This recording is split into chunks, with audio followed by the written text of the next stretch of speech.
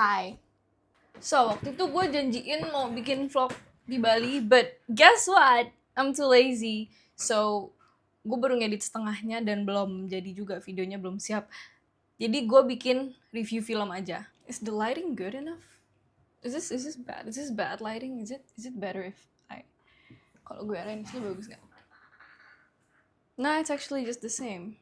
So, oke, hari ini gue mau bikin review film Pengepungan di Bukit Duri yang gue udah tonton pas banget tanggal 17. For the record, I love Joko Anwar. Gue suka banget film-film dia, apalagi yang bergenre horor. Joko Anwar brings difference to the horror genre. And I gotta admit, he's a good director. Kalau biasanya film-film horor Indonesia itu kebanyakan pakai jump scare, kebanyakan cuma ngagetin doang. Joko Anwar has a different method. Dia bisa ignite fear, dia bisa memunculkan ketakutan lewat dialog, lewat atmosphere, dengan menunjukkan sebuah situasi dan gak cuma physical jump scare, tapi dia mentally bisa memunculkan ketakutan dari sebuah skenario, gak cuma jump scare sana sini doang. Setan doang.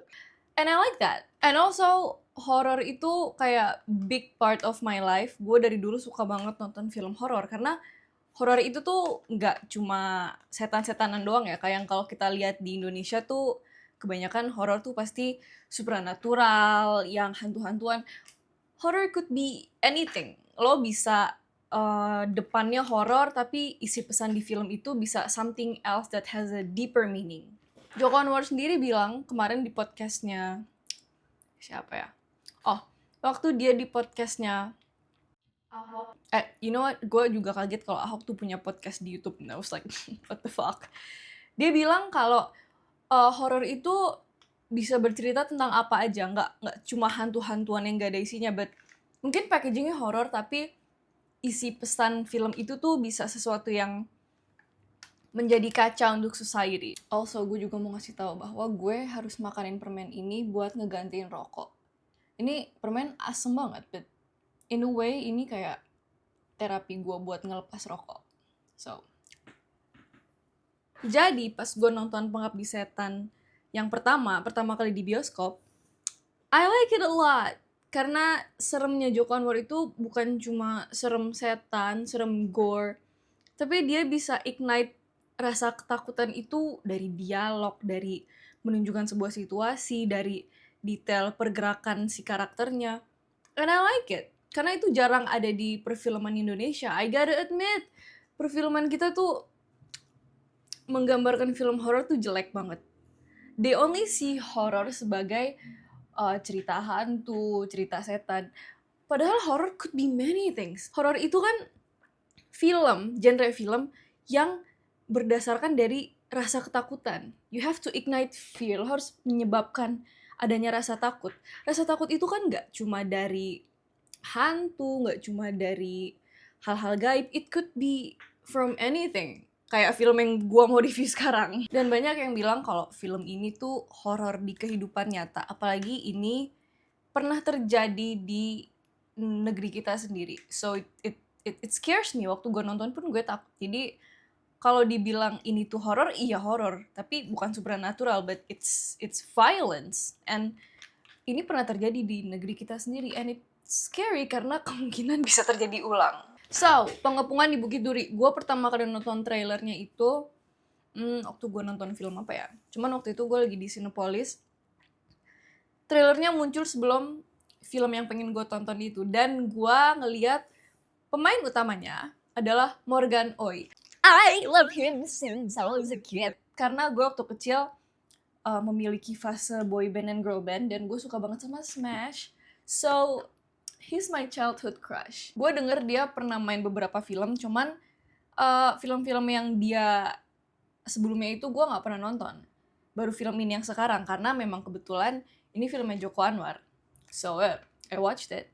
Honestly, kalau masalah acting, semuanya tuh 10 out of 10. Gak, Joko Anwar tuh jarang banget miscast pemain-pemain untuk karakter di filmnya. Acting semuanya 10 out of 10. But I do have this one problem sama kebanyakan filmnya Joko Anwar. Okay, here's the thing. Gue tahu setting film ini lebih modern, beda sama Pengabdi Setan. It just that sometimes saat dia bikin film, dialognya seems kinda off.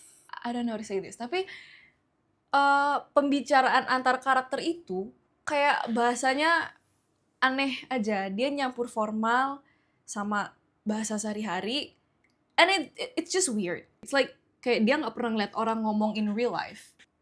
And sometimes di scene yang bener-bener penting, dialognya tuh a bit weird. Padahal dia mungkin nggak usah ngomong atau dia bisa berbicara tapi dengan beberapa kata aja, nggak usah kepanjangan.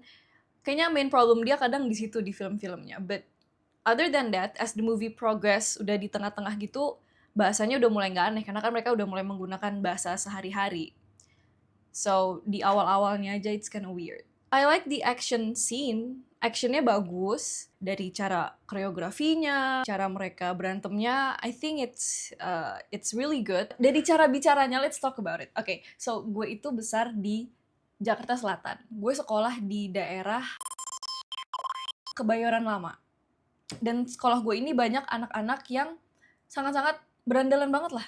Bunch of assholes. Dan ini yang gue mau point out dan sangat-sangat appreciate buat Joko Anwar ya. I like gimana cara dia ngegambarin anak-anak itu, anak-anak berandalan ini. Mereka kan kurang ajar banget sama guru, ngelakuin kekerasan tuh, it's not even, mereka nggak nervous anymore. They just see it as an everyday thing. It's another Monday, let's just beat up some Chinese kid. Anak-anak berandalan ini yang ngomongnya ngasal, itu tuh bener-bener personality yang gue tahu dari teman-teman gue.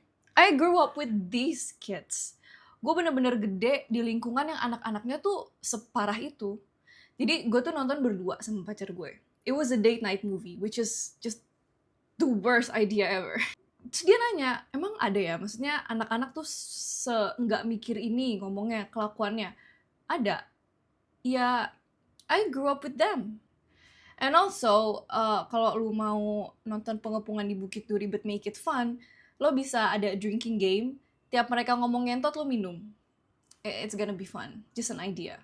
Oke, sekarang we all know bahwa film ini benar-benar dibangun atas kejadian yang pernah terjadi di Indonesia tahun 98. Precisely di Jakarta. Kita tahu waktu ada krisis ekonomi Asia itu, semua orang benar-benar riot, semua orang benar-benar turun ke jalan, mahasiswa, orang biasa, dan terjadinya kekerasan pada etnis Tionghoa.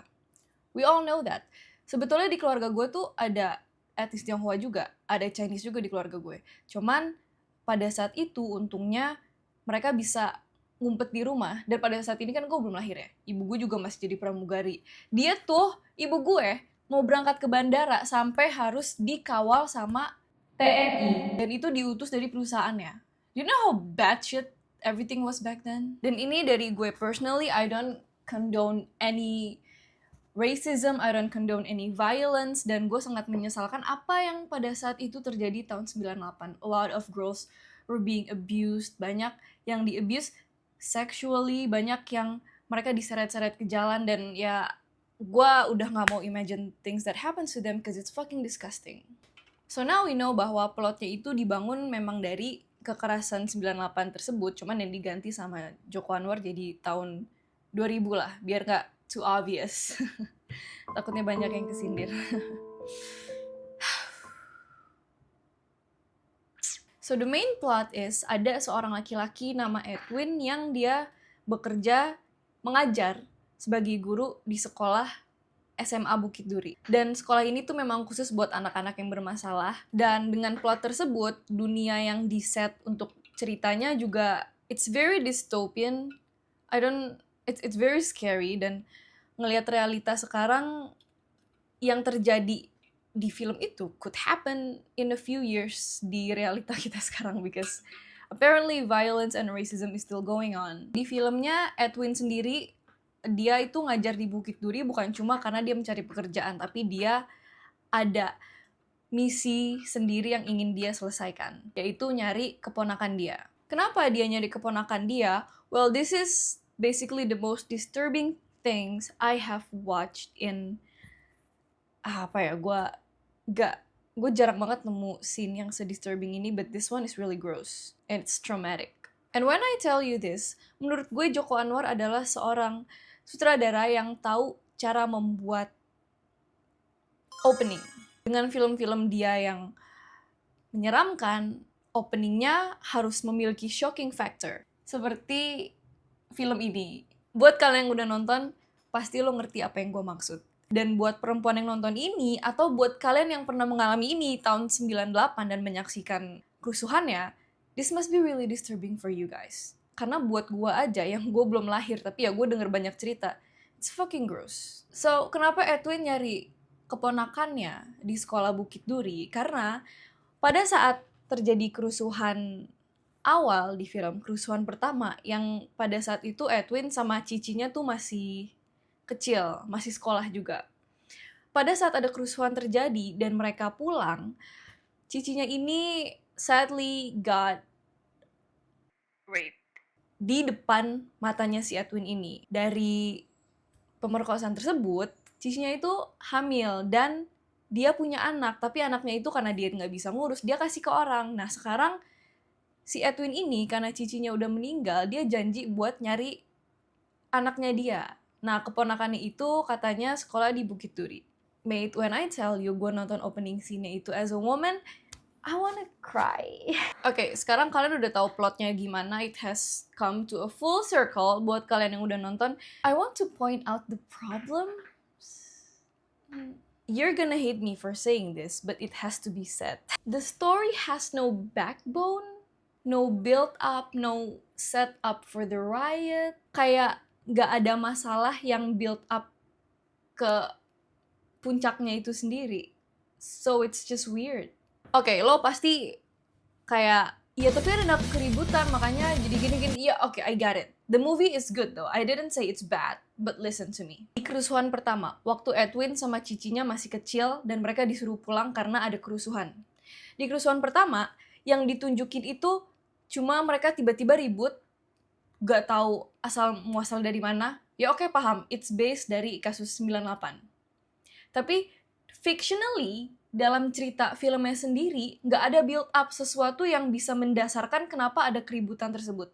Kayak contohnya, instead of mereka di intro masukin kisah cinta cicinya sama si karakter Panca ini, kenapa mereka gak bikin build up, misalnya ada masalah di negara, kalau memang mereka setupnya mau racism, mungkin ada suatu kasus yang terjadi, terus makanya mereka build up ke kerusuhan itu terjadi. But no, ini malah cuma ditunjukin si Pancanya suka sama cicinya Edwin, and then abis itu mereka dipanggil ke kelas dan disuruh pulang karena ada kerusuhan.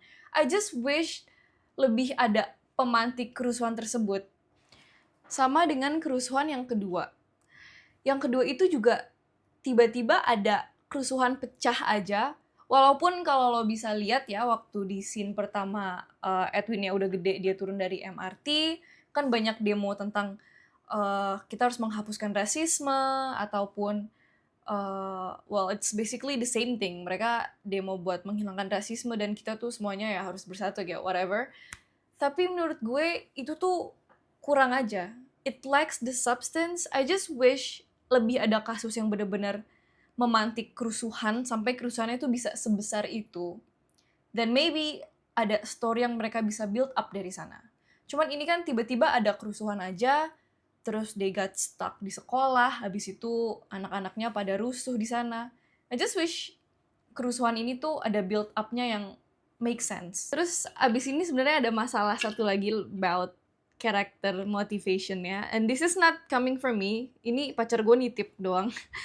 So menurut dia, dengan Edwin nyari keponakannya, it doesn't make sense. Which I kind of agree. Karena kalau gue jadi Edwin, gue melihat kakak gue diperlakukan seperti itu depan mata gue nggak nyari hasil dari hal itu, tapi gue lebih mencari orang-orang yang nyakitin kakak gue. Jadi menurut dia, motivationalnya itu agak misplaced aja and doesn't make sense. Karena